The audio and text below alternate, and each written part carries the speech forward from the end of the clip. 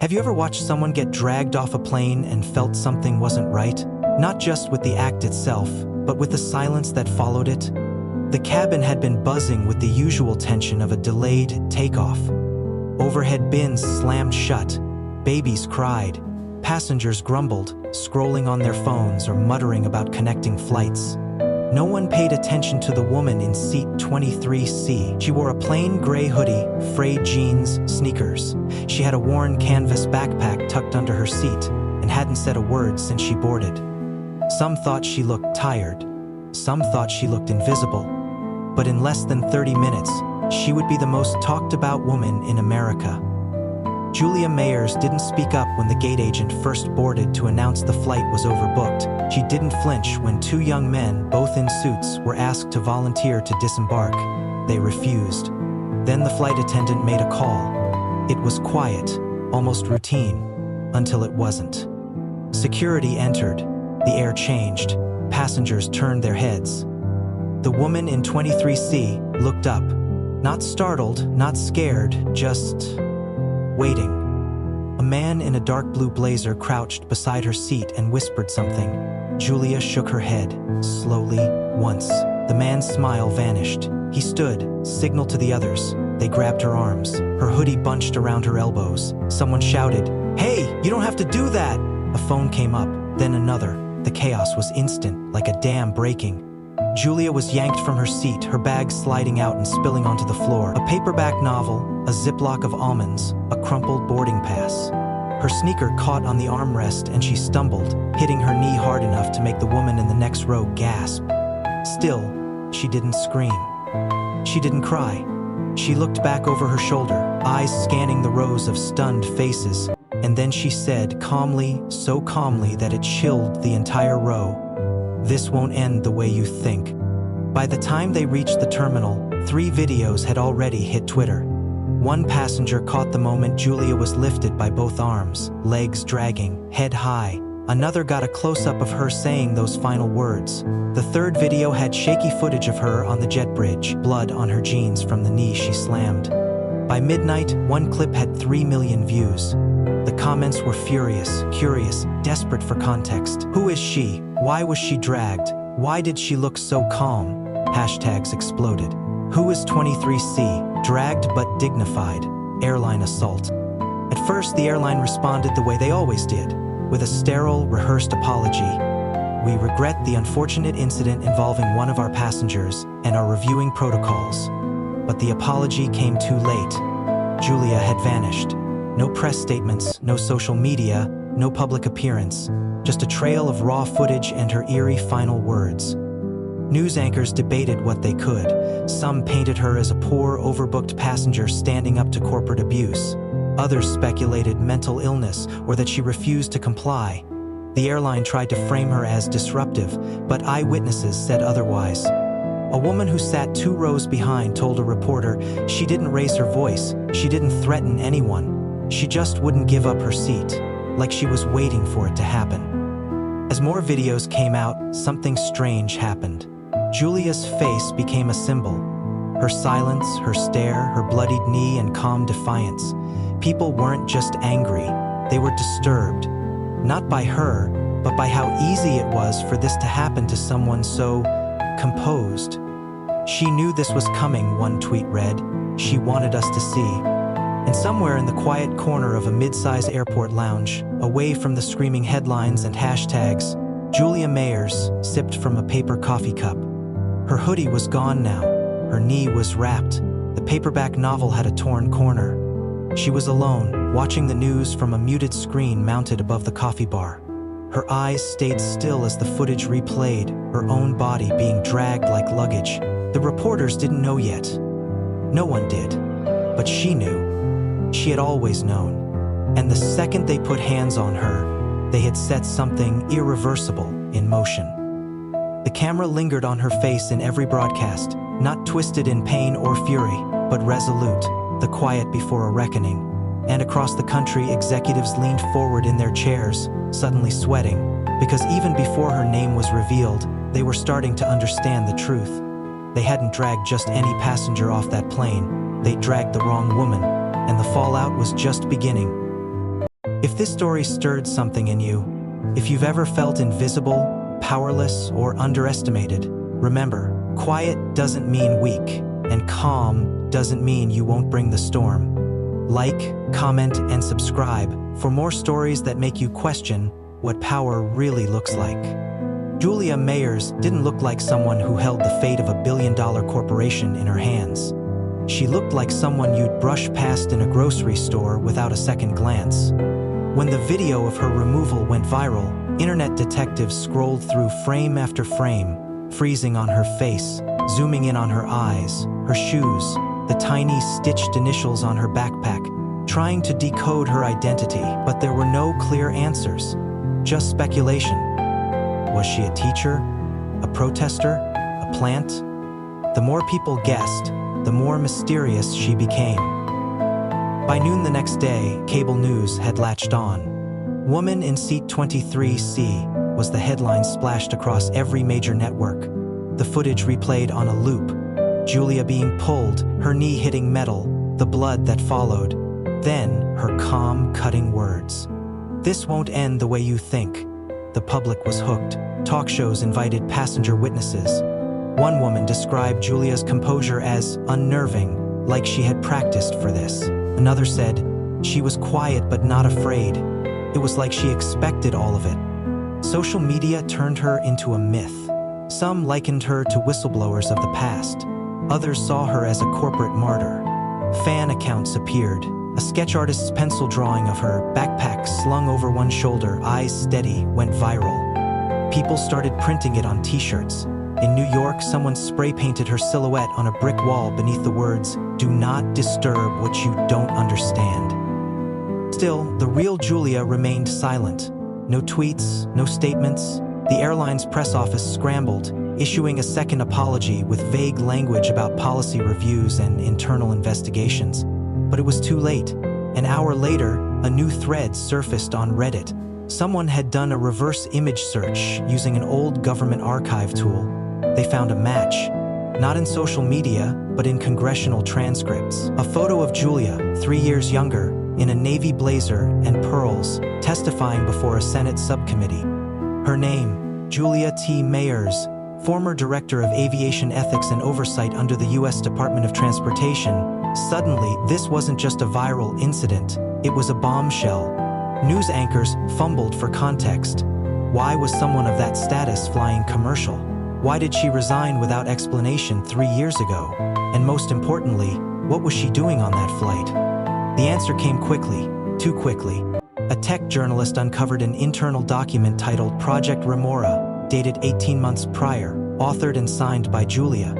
It outlined a comprehensive review of overbooking protocols, passenger removals, and internal abuse patterns across 4 major airlines. The report had been sealed. Its conclusions? That airline overbooking wasn't just poor planning, it was a profitable strategy, one tied directly to performance bonuses for executives. And it predicted, in precise detail, that an event like this, a violent removal of a passenger on camera, would spark public outrage, stock volatility, and federal scrutiny. The revelation hit like a grenade.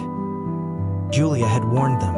She had built the exact scenario they now found themselves in. And worse, she hadn't tried to stop it from happening. She had let it unfold. Sat there quietly, let them drag her, let the world watch. It wasn't just a prediction, it was a setup, a trap they had walked into with eyes wide shut. Suddenly, silence became strategy. Julia's disappearance wasn't avoidance, it was control. Every minute she didn't speak, the pressure mounted. Executives from other airlines began quietly pulling their own reports, checking if their names were on any appendices. Shareholders flooded company inboxes with demands for accountability. Boardrooms buzzed with panic. Meanwhile, Julia watched. In a remote town in Colorado, she walked into a gas station, bought a coffee, and picked up a newspaper. Her photo was on the front page. She folded it neatly, tucked it under her arm, and left. No fanfare, no security detail, just a woman in a hoodie walking down a quiet road, like the storm hadn't even touched her. She'd been planning this for 3 years. After she resigned, Julia vanished from the spotlight by design. She knew the system wouldn't change from inside, so she stepped outside of it, collected data, witnessed abuses, tracked internal memos and tip-offs from employees too afraid to speak publicly. She built a case not in court, but in public sentiment. Her greatest weapon wasn't litigation, it was visibility. Now, the entire country was watching. In the headquarters of the airline, a war room formed. Lawyers dialed each other frantically. PR teams drafted emergency statements. But their biggest fear wasn't just backlash, it was exposure. Because Julia's documents, now circulating across media outlets, implicated not just that one flight crew, but layers of decision-makers. Bonuses issued for efficient passenger redistribution. Code names for forced removals, scripted apologies, pre-written for public escalation scenarios. And with each new leak, Julia said nothing. She didn't have to. Her silence thundered louder than any press conference. By the end of the second day, a senator had called for a federal hearing. Protesters gathered outside airports, chanting her name. Flights were delayed, not by weather, not by staffing, but by fear. Employees refused to board until leadership addressed the scandal. Union reps began organizing walkouts, all because of one quiet woman in seat 23C. And this was only the beginning. If this made you think twice about the power of silence and the cost of being underestimated, stick around. The truth behind Julia Mayers is unraveling fast. Don't miss what happens next. Like, comment, and subscribe, so you're the first to hear what they tried to keep hidden. Julia Mayers had not uttered a single word since being removed from the plane, yet her name was now being whispered in boardrooms and government chambers alike, and the whispers were turning to shouts. People who had never cared about airline policy were now memorizing her credentials. Former staffers from the Department of Transportation started coming forward, not publicly, not yet, but through encrypted messages, anonymous sources. One whistleblower sent a folder to a mid-tier tech journalist who specialized in aviation infrastructure. It contained over 60 pages of emails, internal memos, and flagged budget reports, all bearing Julia's watermark. It wasn't just oversight she had been doing, it was exposure. Long before she ever boarded that plane, Julia had been preparing a reckoning. Each document that surfaced built another brick in the wall, closing in on the airline. One memo showed a meeting where executive bonuses were explicitly linked to maintaining high overbooking margins. Another detailed a payout model that incentivized minimizing voluntary removals to save costs, effectively rewarding forced removals over polite negotiations. Julia had documented it all and timed its release with such surgical precision that even her former colleagues began to marvel. One anonymous staffer told a reporter she wasn't just watching the system fail, she was building the blueprint for its collapse. As the documents went public, the airline's leadership turned hostile. The CEO, Everett Darnell, made a rare live appearance on financial TV, trying to do damage control. He wore his signature navy suit and trademark confidence, but the lines around his eyes betrayed the panic beneath. "This woman," he said with an uneasy smirk, "clearly has a personal vendetta. We don't believe this orchestrated campaign reflects the real experience of flying with us." But investors weren't buying it. Shares dipped 5% during his interview. By the time he left the studio, that number had doubled. And then Julia finally moved. No cameras, no microphones, just a PDF uploaded to a nondescript public archive. It was titled The Passenger Manifest, and it contained a full timeline of her involvement with the airline, from the first internal audit she conducted in 2017 to her voluntary resignation in 2022. It also listed 28 names: executives, advisors, lobbyists, politicians. Every one of them had signed off on cost-saving strategies that directly endangered passengers. Each name was linked to a file. Each file led to a trail. Newsrooms lit up. Late-night shows quoted lines from the document like gospel. "The system is not broken," one line read. "It is perfectly engineered to function this way. The harm is not the byproduct, it is the revenue model." That quote trended for 3 days. And the more Julia stayed out of the spotlight, the larger her presence became. A ghost haunting the industry, a phantom figure with a file cabinet full of their sins. Meanwhile, the flight from which Julia had been removed, Flight 2287, became a case study. Passengers from that flight were interviewed on every major network. They told the same story: how Julia hadn't resisted, how she had waited, how she had made eye contact with nearly every person on board before she was taken. Like she wanted us to remember, one passenger said, holding back tears, like she knew we were going to be witnesses. And they were. What Julia had created was no accident. It was testimony. Her removal was just the opening argument. Every reaction, every video, every word that followed was part of her closing statement. And the jury? It was the entire nation. As calls for reform escalated, lawmakers began proposing emergency legislation. Some were longtime critics of airline policy. Others had previously accepted campaign donations from those same corporations. But now, in the face of a public that was refusing to forget, even the most compromised politicians found themselves backing away from the airline industry like it was radioactive. In a quiet meeting behind closed Senate doors, one committee chair reportedly muttered, "We've never had a witness we didn't even call who still built the case better than any of us ever could." Stock prices continued to plummet. And still Julia did not speak. She didn't need to. Because every headline, every boardroom panic, every hastily scheduled emergency summit was an echo of her voice. Her removal had become the shot heard across the skies. This wasn't just a passenger with a grievance. This was a strategist with a fuse. And the detonation had only just begun. If this story left you stunned, wait until you see what Julia Mayers left behind in the files they tried to bury. The next chapter isn't just about justice, it's about transformation. Like, comment, and subscribe if you believe one person's silence can roar louder than a CEO's microphone. 3 days after Julia's silent file drop, the phrase "passenger manifest" had become a cultural phenomenon. Students were citing it in classrooms. HR departments across industries were holding emergency policy reviews. Even late-night comedians couldn't avoid referencing it. Except this time, no one was laughing. This wasn't outrage bait, it was revolution bait.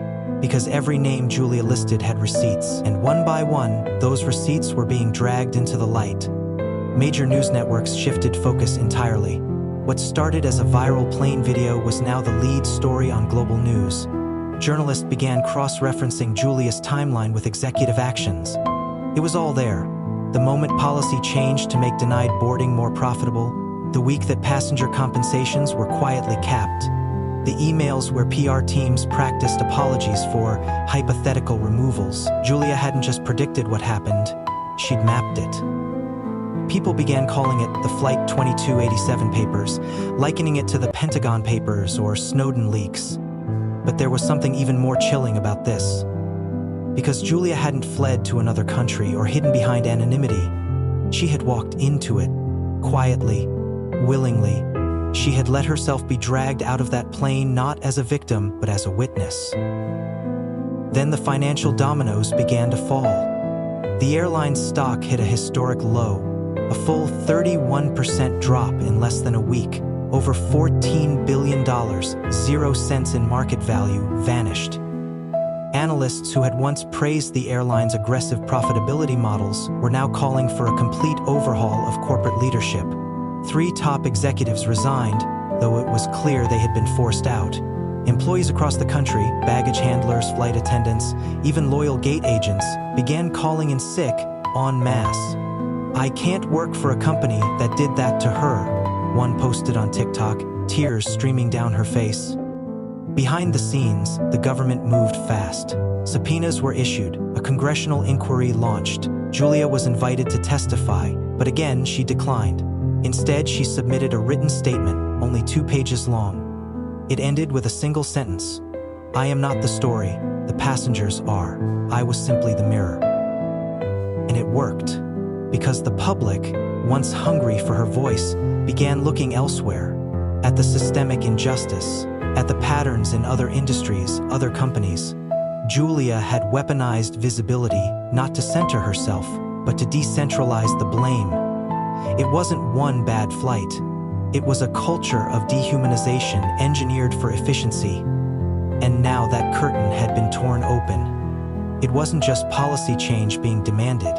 It was accountability. Protesters lined up outside the company's HQ with signs that read, "Who's next?" and "Not just a seat number." Some wore duct tape over their mouths, in tribute to Julia's silence. Others brought children, pushing strollers or wearing pins that read, "Future passenger." The symbolism hit hard. Then came the twist no one expected. A former co-pilot, retired, living in Arizona, released a letter. He said he'd flown with Julia years before, not as colleagues, but as strangers on the same flight. They'd spoken briefly. She had asked him a simple question: "Do you think passengers are safer or just quieter?" He hadn't known how to respond at the time, but after seeing the footage, after reading the passenger manifest, he knew she had been preparing this for years. He ended the letter with a confession. "I saw the cracks. I stayed silent. She didn't." Suddenly, Julia's power wasn't just in her exposure, it was in the way she made others speak. The co-pilot's letter inspired a wave of confessions. Pilots, mechanics, trainers, all stepping forward with stories. Not all were dramatic. Some were simple anecdotes of cover-ups, corner-cutting, or forced policies they hated. But the avalanche grew, and every voice made it harder for the system to pretend nothing was wrong. As the CEO faced hearings and legal teams prepared for class action lawsuits, Julia took a train north. She didn't hide, she moved freely, as if untouched by the media storm. A woman on the train recognized her. She hesitated, then asked softly, "Was it worth it?" Julia turned, smiled faintly, and said, "Depends what they do next." Because Julia Mayers hadn't given the world a perfect takedown, she'd given it a choice: fix it or fall. And the world, shaken, shamed, staring at its own reflection, was now forced to decide. If you're still here, still feeling the echoes of what one person's conviction can do to a billion-dollar machine, then you already know, the sky will never be the same again. Like, comment, and subscribe if you believe that sometimes the loudest revolution begins in seat 23C. The airline had never seen anything like it. Not the 9/11 downturn, not the oil crisis, not the pandemic. This was different. This wasn't external. This was internal rot, being exhumed by a woman they had dragged across linoleum in front of 30 horrified passengers. Julia Mayers had never raised her voice, never filed a lawsuit, never held a press conference, but she had dismantled an empire using their own arrogance as her blueprint. Within a week of her silent report, the passenger manifest, the Department of Justice opened an antitrust investigation. The FAA announced a full audit of customer treatment protocols across all major airlines. The domino effect spread faster than stock traders could react. Other carriers began preemptively reviewing policies, terrified of being the next headline. One airline issued a groveling apology to Julia directly in a primetime ad slot, but she didn't respond. She didn't need to. Her silence had become the movement's language. Inside the airline's glass tower headquarters, panic ruled. The CEO, once the untouchable king of aviation innovation, now faced direct calls for criminal liability. Shareholders rebelled. 2 board members resigned in 24 hours. Leaked audio from an internal meeting surfaced, catching the CEO screaming, "She was a nobody, she was supposed to disappear." That single line cost them another 5 points on the stock market the next morning. Across the country, people were re-watching the plane video, not for the violence, but for Julia's stillness, the way she held her body, the timing of her refusal. It wasn't just brave, it was orchestrated. She had timed everything down to the moment her bag hit the floor. Analysts began reviewing the footage like it was evidence from a criminal trial, and in a way, it was. But not of her guilt, of theirs. Then came the twist no one expected. A group of lawyers, mostly women of color, announced a class action lawsuit. Not just against the airline, but against the manufacturers of the systems that allowed such abuses to flourish. Predictive boarding algorithms, facial recognition boarding passes, quota-based crew performance scoring. Julia had laid out a chain. These women were going to pull it until it snapped. At the center of it all, Julia stayed still. When a national newspaper offered her the cover story, she declined. When a major network asked her for an exclusive interview, She sent back a handwritten note. "Talk to the woman who sat beside me. She saw everything." So they did. And that woman, an elementary school principal named Olivia Reyes, broke the silence. Her interview aired at 8 p.m. and broke every ratings record. She described Julia as strangely calm, almost meditative. She said Julia whispered something to her just before security arrived. "She leaned in," Olivia said, voice trembling, "and she told me, 'Record everything. They'll deny this happened, but if you record, they can't erase it.'" Olivia had fumbled with her phone, started recording, and captured the entire confrontation from an angle no one else had. Her footage showed Julia mouthing one final sentence as the agents grabbed her. "Now they'll listen." And they did. Her voice had become a presence.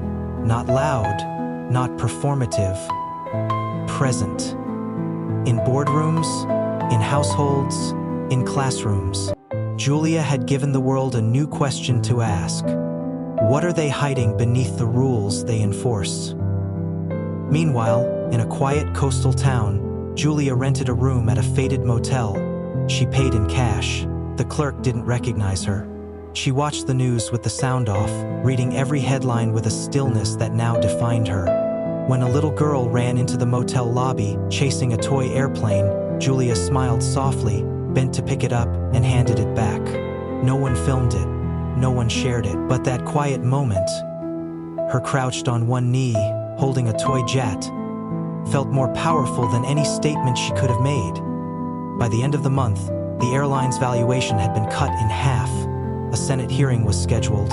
A consumer bill, one Julia had written the first draft of 3 years ago, was dusted off and reintroduced under a new name, the Passenger Rights and Transparency Act.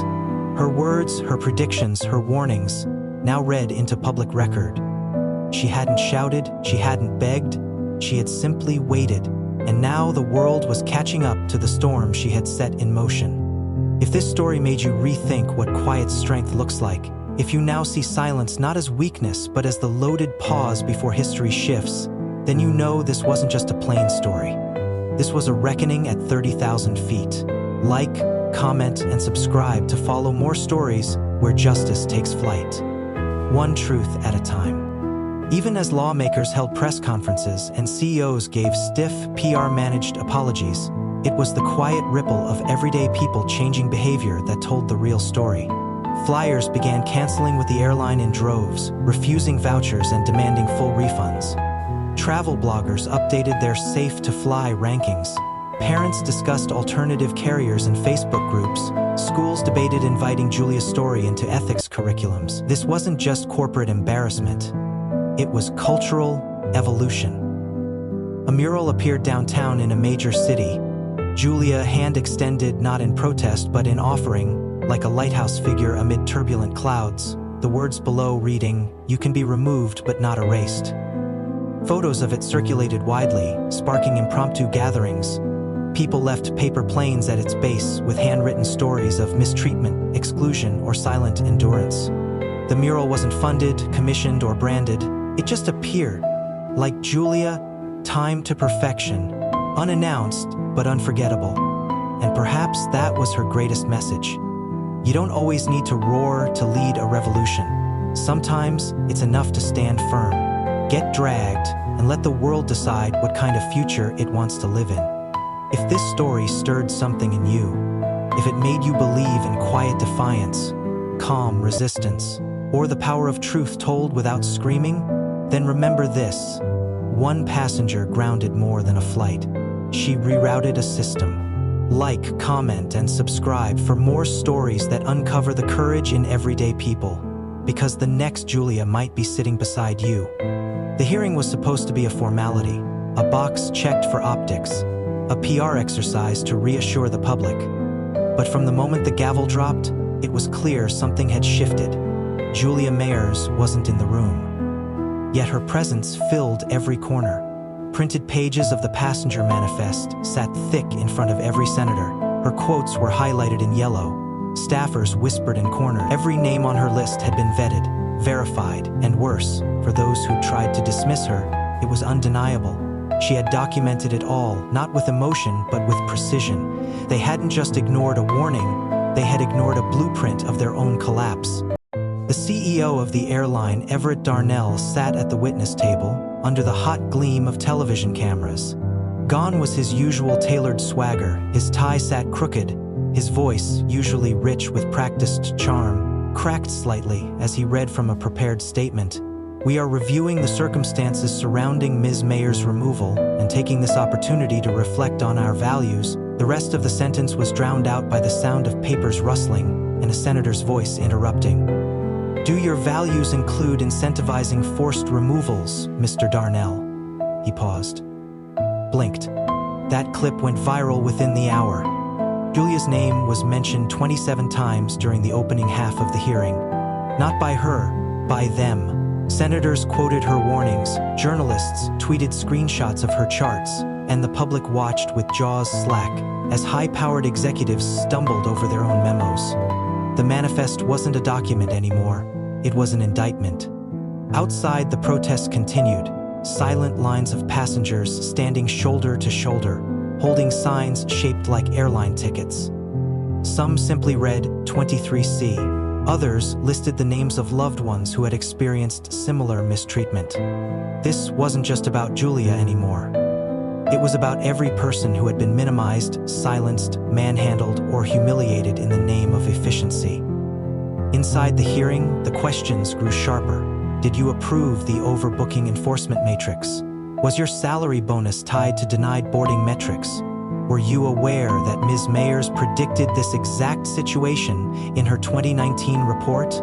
And one senator, leaning in close to the microphone, asked the question that landed like a thunderclap across the room. If Ms. Mayers hadn't been dragged off that plane, would we even be here today? The silence that followed spoke volumes. For the first time, the airline's legal team didn't object. And that's when the second twist dropped. A coalition of state attorneys general announced a coordinated legal action based entirely on the data Julia had provided: consumer fraud, reckless endangerment, discriminatory enforcement practices, multiple felony counts under federal and state statutes. It wasn't just regulatory slap on the wrist territory anymore. People were facing jail time. Back in the coastal town where Julia had quietly taken refuge, she received the news without expression. She stood by the shoreline, watching waves press into sand, the wind brushing her hair back. A local journalist, persistent and respectful, had tracked her down. He approached slowly, camera slung at his side, not daring to lift it without permission. "I don't want to ask about the airline," he said. "I want to ask what you want people to do now." Julia didn't answer right away. Then, finally, her voice, soft but firm. "I want them to stay awake." Awake? To the systems that ask us to be small, to the scripts they feed us at check-in counters, in courtrooms, in hospitals, in schools. "I want them to listen when the quiet ones speak." That's all. And then she walked away, leaving behind a man who suddenly felt like he was standing in the wake of a historical moment he hadn't realized was still unfolding. The next morning, headlines didn't scream scandal, they whispered transformation. She never spoke in court, but she changed the law. The woman who made Congress flinch, 23CA, revolution in silence. New legislation was fast-tracked.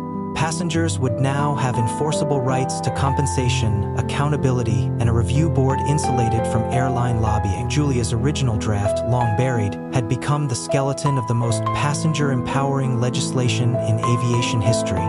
As the law passed the House and moved to the Senate, clips of Julia's removal were played side by side with her line from the manifest: "You can remove a passenger, you cannot remove a truth." And that was the truth the world had finally heard. If this chapter moved you, if it reminded you that power doesn't always shout, that justice sometimes arrives on quiet feet, and that one seat, one story, one act of resolve can reroute history, then don't stay silent. Like, comment, and subscribe to help these stories find the people who need them most, because one day, the next Julia might be you. 3 weeks after Julia Mayers disappeared from the spotlight, a letter appeared on the website of an independent aviation journal. Unsigned, but unmistakably hers. It was posted at midnight. No introduction, no grand statement. just a title, to those who watched. The letter read like a final page of a story no one expected to end this way. "I did not plan to become a symbol," it began, "only a witness. I did not plan to be dragged, only to stay seated." Within minutes, the page crashed under traffic. News outlets copied the text in full. Reddit threads exploded. Students read it aloud in ethics classes. On the floor of the Senate, a junior congresswoman quoted it during a speech on accountability. "She told us she didn't want to be remembered, but she will be, because we can't unsee what she made us see." By then, the airline was collapsing, not just in value, though its stock had fallen another 20%, but in trust. Internal memos leaked daily, exposing even deeper layers of rot. One email thread revealed deliberate algorithm manipulation. High-risk passengers, those least likely to sue, had been specifically targeted for overbooking removals. Executives spoke in euphemisms: passenger pliability, boardability thresholds, profit over pushback. Every sanitized phrase became evidence in a growing list of legal actions now converging on the company like a tidal wave. And the world couldn't look away. In Germany, a consumer rights group launched its own investigation. In Brazil, protests erupted outside airport terminals. In Japan, the national airline released a statement reaffirming its passenger-first policy without ever mentioning Julia's name, but clearly reacting to her shadow. And in the US, the president, during an unrelated press conference, paused midway through a question about infrastructure, then said, "We all saw what happened to that woman, and we all know it's time to change how people are treated in this country, on planes and off them." Change didn't just come from above, it was bubbling up from beneath. College students organized seat-in cyclings, occupying overbooked flights and refusing compensation.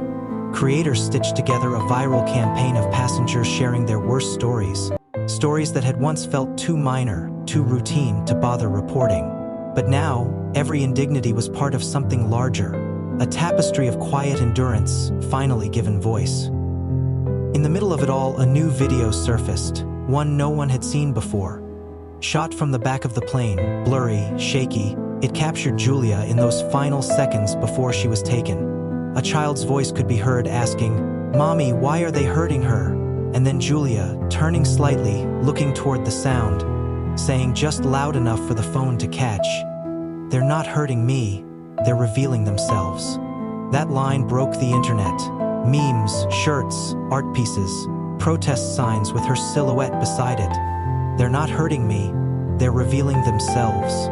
A reminder that submission can be a form of strategy, that dignity, held fast, becomes a mirror no system can ignore. Behind the scenes, the class action lawsuits expanded. 6 former flight attendants filed affidavits confirming what Julia had exposed. The quotas were real. The retaliation for pushing back was swift. One wrote, "I lost my job because I refused to remove a crying mother and her child. They said I was emotionally compromised. Julia gave me back my spine." When that quote made headlines, it galvanized workers everywhere. Suddenly, it wasn't just passengers rising up. It was the people inside the machine, who'd been cogs for too long. Julia remained absent from the frenzy, but her voice, through her writing, her documents, her example, was louder than ever. A public university in Massachusetts renamed its Aviation Ethics Center after her. A nonprofit formed in her honor began offering legal counsel to forcibly removed passengers. And in a small library tucked inside a Virginia suburb, a middle school librarian curated an exhibit titled Seat 23C. Ordinary people who changed everything. And still people wondered, where was she? She had been spotted twice, quietly in small towns, each time doing something unremarkable: buying fruit at a farmer's market, reading in a cafe, never speaking publicly, never posing for photos. It was like she'd faded into the crowd again, exactly where she was most powerful. Unassuming, watching, ready. When one final video surfaced, this one taken weeks before the incident, showing Julia seated in an airport lounge, scribbling into a worn notebook while a news anchor in the background spoke of rising airline profits, viewers paused, analyzing every detail. And there, barely visible, written across the top of her page were 6 words: "When they push, stay exactly still. That was her philosophy. That was her weapon. Stillness as protest, presence as defiance, truth as revolution, and now it belonged to all of us. If this story made you feel something shift, something small but unstoppable, then don't let it fade. Remember that power doesn't always arrive loud. Sometimes it walks in quietly, refuses to move, and lets the world catch fire around it. Like, comment, and subscribe to honor the stories that don't scream, but still leave a mark no one can erase.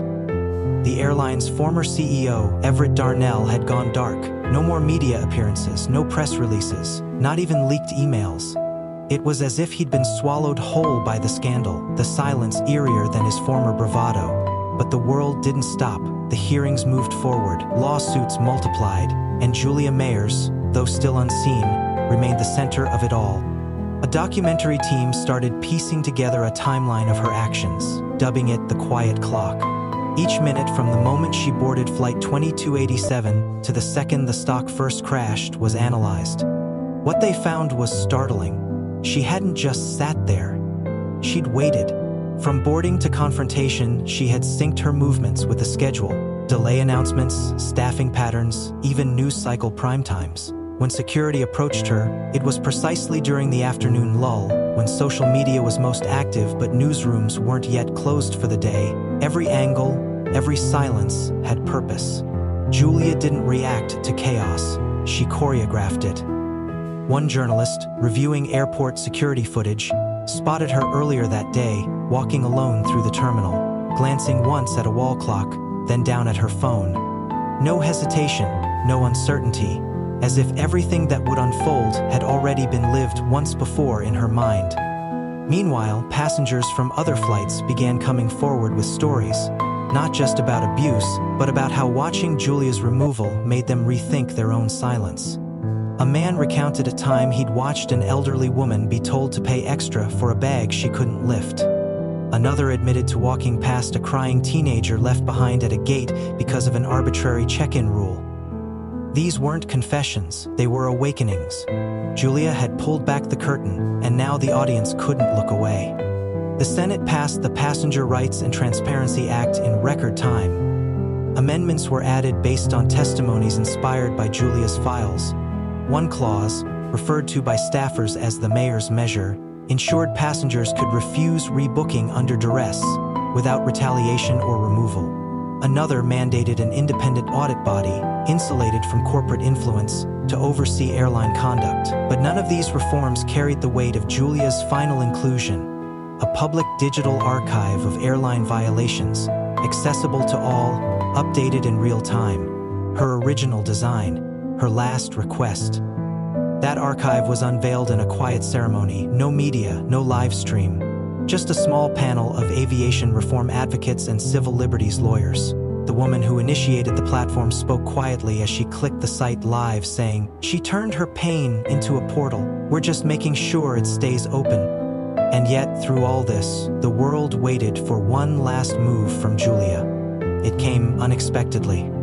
A short video appeared on a university's internal learning portal.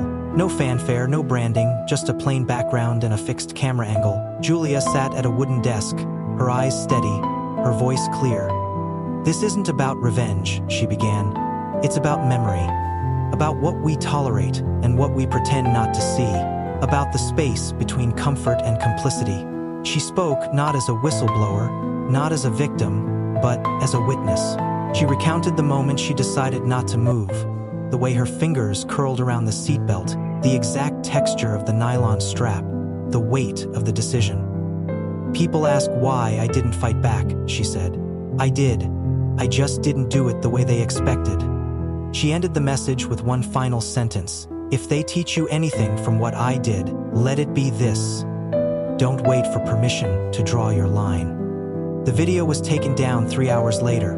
The university claimed it had been uploaded in error, but it had already been copied, downloaded, translated, and archived across the globe. Julia Mayers had spoken, and the world responded, not with applause, but with movement. Executives rewrote codes of conduct. Airlines slashed overbooking quotas and added real-time customer grievance channels. Training programs were overhauled.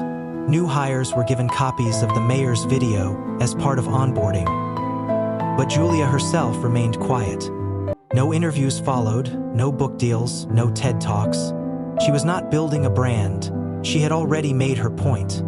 In a small village bookstore somewhere far from the chaos, a customer asked about a rare nonfiction title on ethics. The clerk looked up, puzzled. "You just missed the woman who donated that book. Said it helped her once. Didn't leave a name." He paused, thoughtful, but she had the calmest eyes I've ever seen. There are revolutions that scream, and then there are the ones that wait for you to notice them. Julia's was the latter, a blueprint drawn in stillness, a war waged without shouting, an empire undone by sitting exactly where she was told not to. And in that she reminded the world, stillness is not surrender. Stillness is strategy. Months passed, the headlines faded, the hearings ended, the class actions dragged on quietly through the courts, and the airline rebranded, changed its name, updated its logo, and poured millions into a redemption campaign. But the stain wouldn't come out. Passengers still murmured about Flight 2287 in waiting lounges. New hires still whispered Julia's name in training seminars. Her story had slipped from the top of the news cycle, but it hadn't gone away. It had sunk deeper, into policy, into culture, into conscience. In the halls of a newly reformed aviation oversight agency, a framed page from the passenger manifest now hung near the entrance. Not the full document, just one quote. "Systems don't fail, they follow design." The staff who walked past it every day had no illusions.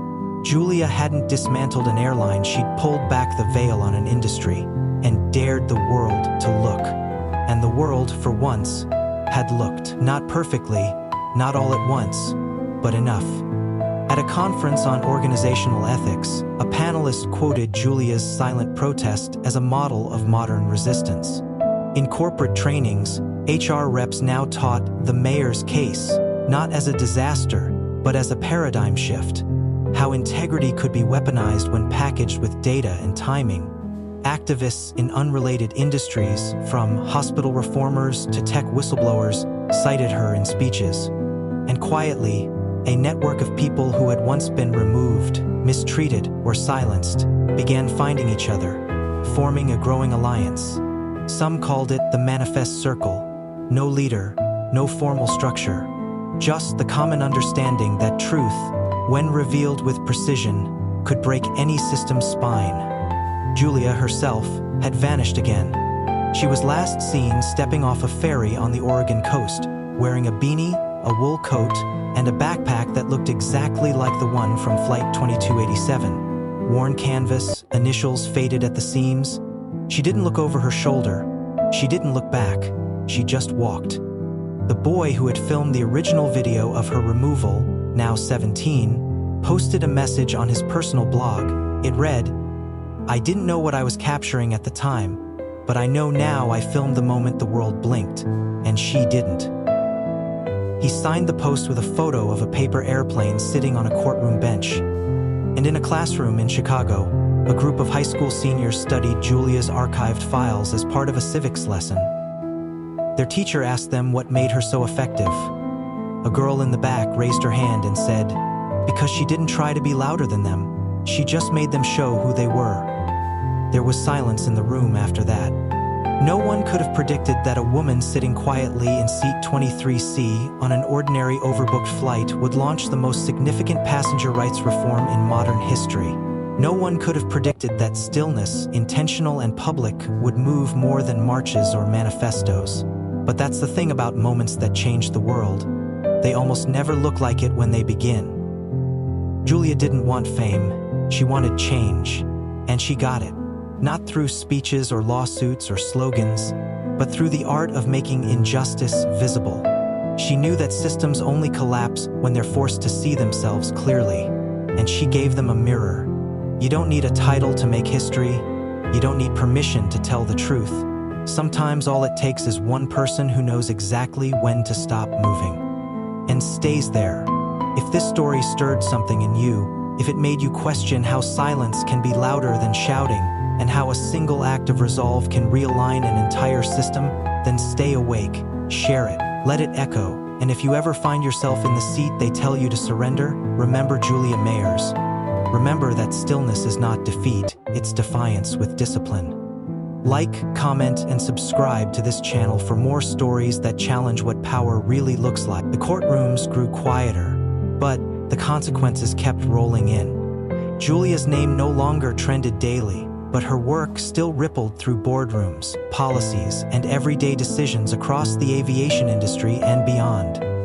One of the airline's former executives, now facing personal lawsuits, agreed to a private deposition with federal regulators. What he revealed added a new layer to everything. Internal meetings had once involved direct strategy sessions on how to suppress reform-minded employees, Julia's name among the top 5 on a containment watch list. She hadn't just been a risk. She had been their ticking clock. Every choice to delay, dismiss, or discredit her had been part of a deliberate internal operation, and they had failed to stop her because they never believed she'd detonate from the outside. The regulators took this revelation seriously. A new task force was launched, quietly, almost cautiously, to reinvestigate every forced removal case from the past decade across all U.S. carriers. Not all victims had footage, not all had proof, but Julia's blueprint was being used to build cases that had once been closed. Where justice had once been sealed off, the cracks widened. Meanwhile, beneath the surface of public memory, something unexpected began to grow. Students started choosing Julia as the subject for thesis papers. College courses referenced her as a case study in systemic resistance. Even religious leaders wove her story into sermons, comparing her to historical figures who disrupted power not through anger, but presence. In an age of viral outrage, she became the icon of restrained rebellion. At a private think tank forum, a policy analyst gave a talk on modern whistleblowing. He pulled up a slide with Julia's airport photo, the one taken from a security camera moments before boarding. "We used to think courage looked like shouting at the gates," he said. "But sometimes, courage just sits down and lets the gate close behind it." In another part of the country, a woman named Valerie, who had been on Flight 2287, stood in front of a class of airline trainees. She had been an unnoticed passenger that day, but had started speaking out since. She told the new recruits, "You're going to have to decide who you are before they hand you a uniform. Are you the one who says nothing when it starts? Or are you the one who remembers seat 23C? The room was silent. She let it stay that way. Julia's kind of silence. Even corporate brands, long allergic to controversy, began to reshape their practices. One competitor airline ran a subtle ad campaign featuring no celebrities, no actors, just testimonials from flight attendants describing moments when they'd chosen humanity over protocol. At the end of each commercial, a single sentence faded in. "We remember 23C. No company logo, just the message." And it worked. Bookings increased. Customers began asking agents, "Are you one of the good ones?" Agents began answering, "We try to be." The line had moved, expectations had changed, all because of one woman in a hoodie who chose not to move. And still, Julia remained beyond the spotlight. A reporter tried to follow a lead in Washington state, where someone said they'd seen her walking into a small, weathered church on a Sunday morning. The church secretary described her simply. "She was kind, quiet, wrote something in our prayer book. Didn't say a word, just smiled and left." The reporter checked the book. One sentence in neat handwriting. "Truth waits patiently for a voice." No interview followed, no confirmation, but the story spread. Soon, others started writing her name on paper airplanes and leaving them at the doors of public buildings, libraries, post offices, even courthouses. Some wrote messages on the wings. "For my mother who was too scared to speak. For the time I didn't push back. For the person I still need to become." At an airport in Atlanta, a young girl refused to leave her seat when a gate agent tried to involuntarily move her to accommodate another passenger. Her mother backed her up. "We're not being difficult," she said. "We're being present." The story went nowhere viral, no headlines, but that's how revolutions stay alive. Not in fire, but in embers, passed hand to hand. And one of those embers, somewhere far from media reach, was still being carried by Julia Mayers. Not as a torch, not as a brand, just as a woman with a backpack, walking into new places quietly, leaving behind a trail of people who now understood that resistance didn't have to roar, it just had to refuse to vanish. There was a time when companies feared only lawsuits, then they feared leaks, but after Julia Mayers, they feared something more permanent: memory. A memory that didn't fade with news cycles, a memory that kept quiet long enough to spread, not in headlines but in habits. Policies were rewritten across industries, not because Julia sued, but because no one wanted to become the next her. Corporate advisors called it the Mayers effect, an internal term whispered in HR meetings, compliance briefings, and legal consultations. It meant, someone's always watching, someone's always documenting, and if they choose to move, it'll be too late to contain them. In the aftermath of the reforms, companies began hiring integrity officers, a role that hadn't existed 5 years ago. Their job? To listen when people whispered, to see before the footage rolled. And still, many didn't understand how much of this had been orchestrated with nothing more than stillness and strategy. One executive confessed to a journalist under anonymity, she didn't just know the law, she knew us.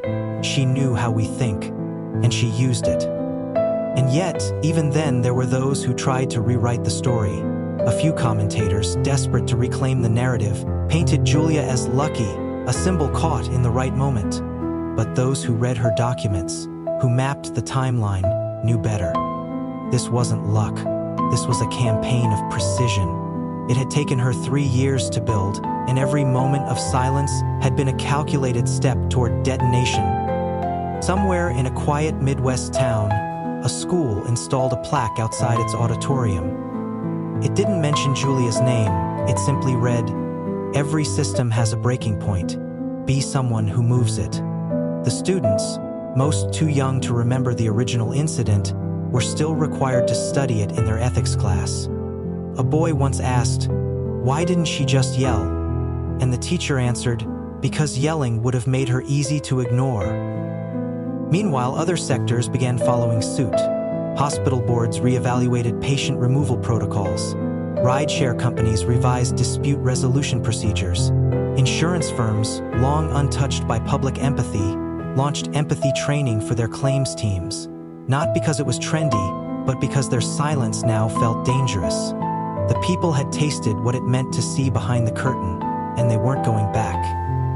At a university conference on policy change, a guest lecturer, once a skeptic of whistleblowers, presented a slide titled "Modern Resistance Strategies." The first bullet point was Julia's name.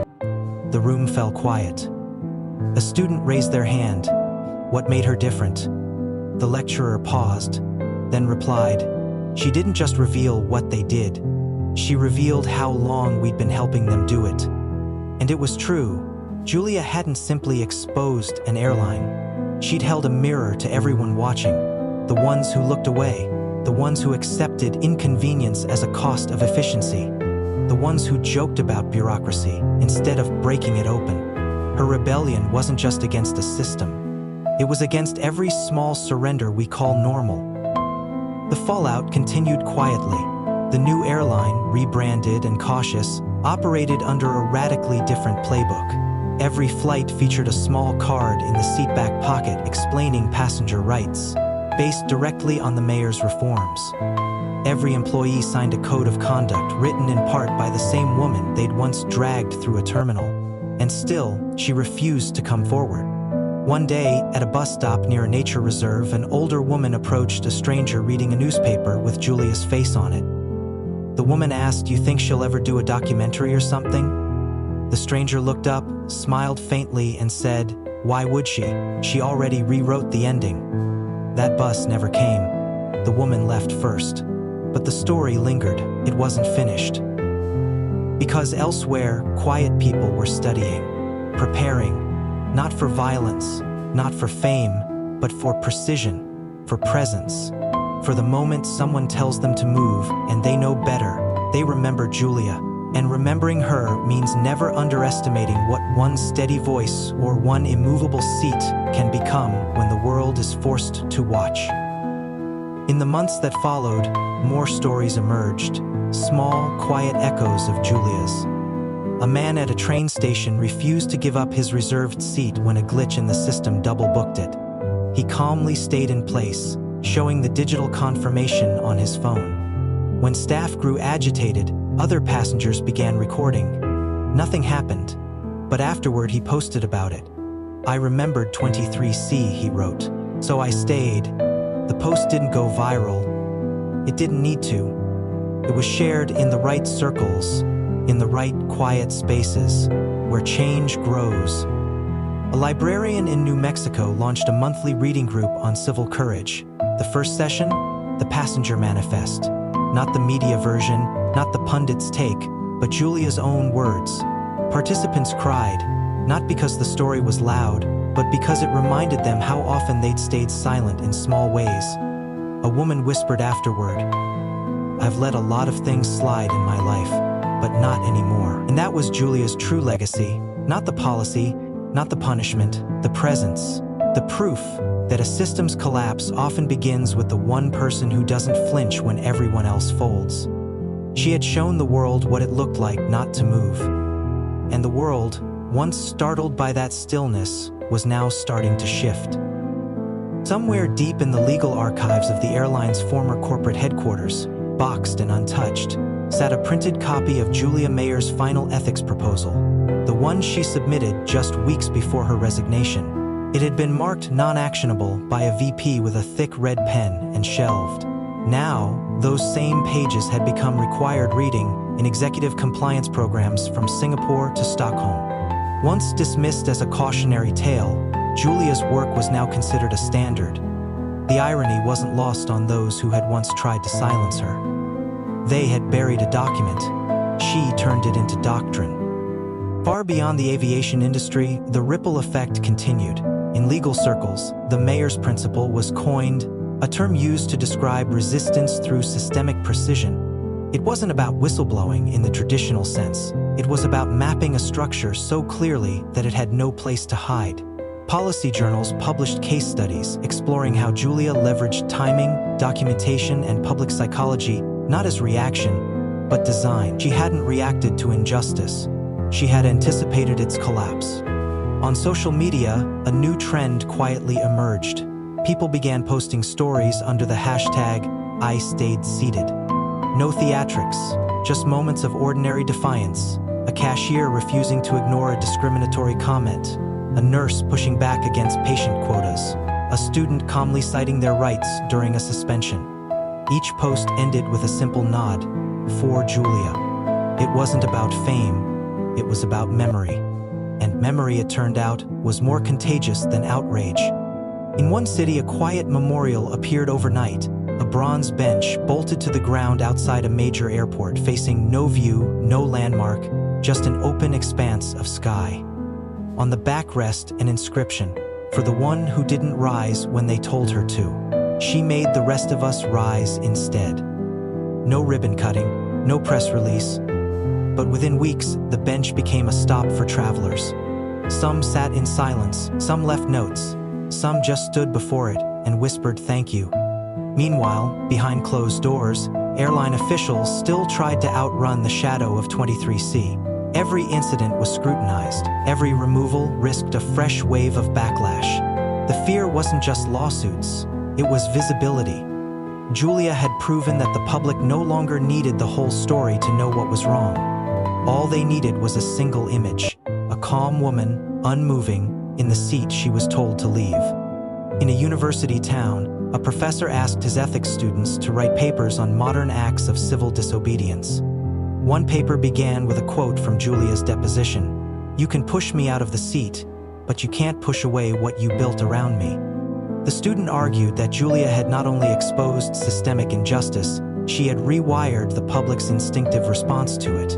Instead of asking, "What did she do wrong?" people now asked, "Why did they do that to her?" That shift was seismic.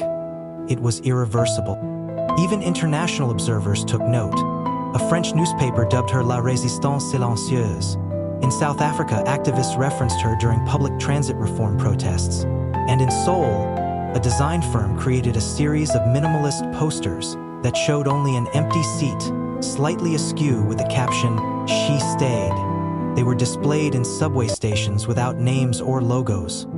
They didn't need them. Back home, Julia remained unseen but not unfelt. A grainy photo surfaced briefly online, her, maybe, walking near a harbor, hair tucked under a scarf, carrying a book. The image spread and faded, but not before one caption caught attention. "I think she's still writing." And maybe she was. Maybe she was building something new, something slower, deeper, more dangerous to systems that rely on speed and distraction. Or maybe she had stepped away completely, content to let the world carry forward what she'd begun. It didn't matter. Her voice was now folded into laws, classrooms, conversations between gate agents and passengers who now expected dignity not as a courtesy, but a right.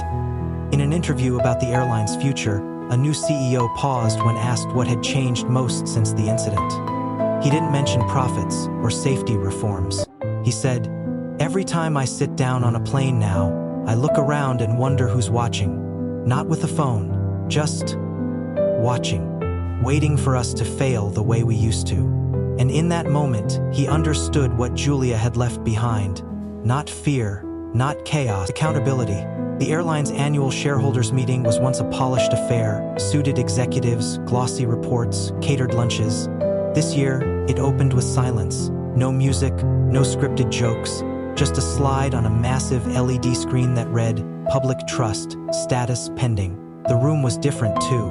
The investors weren't just asking about profit projections.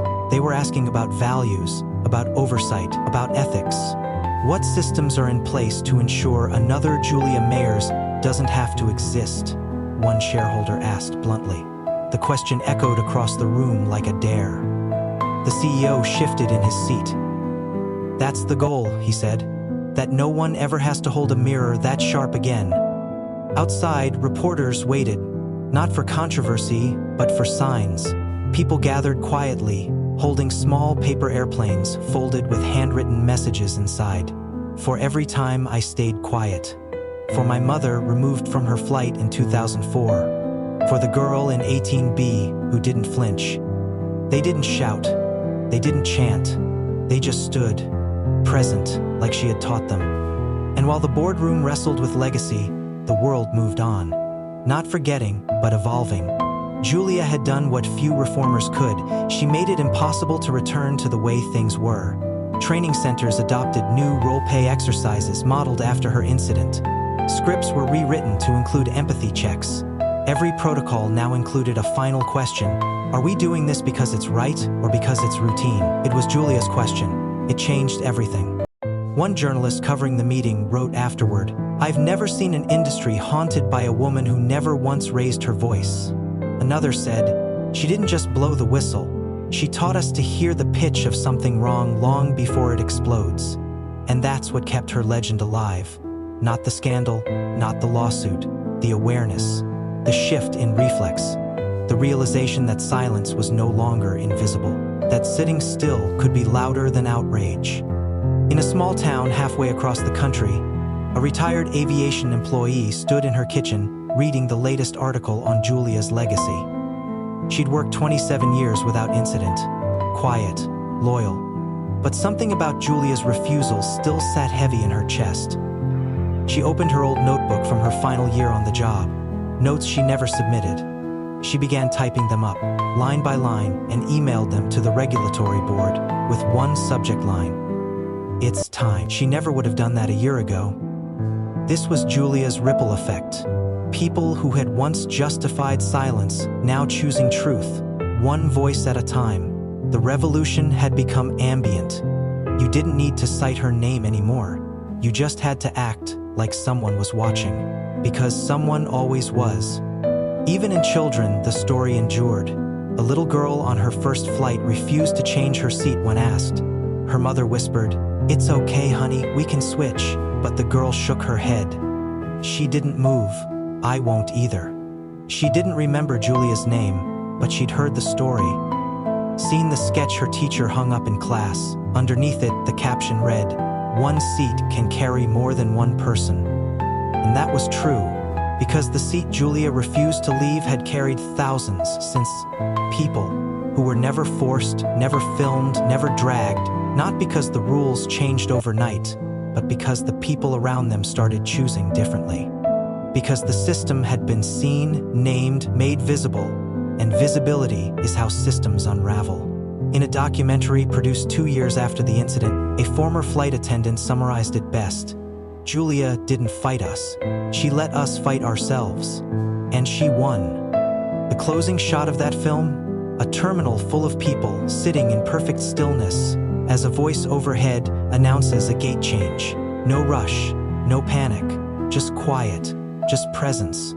As if everyone had decided all at once that there was something more important than arrival.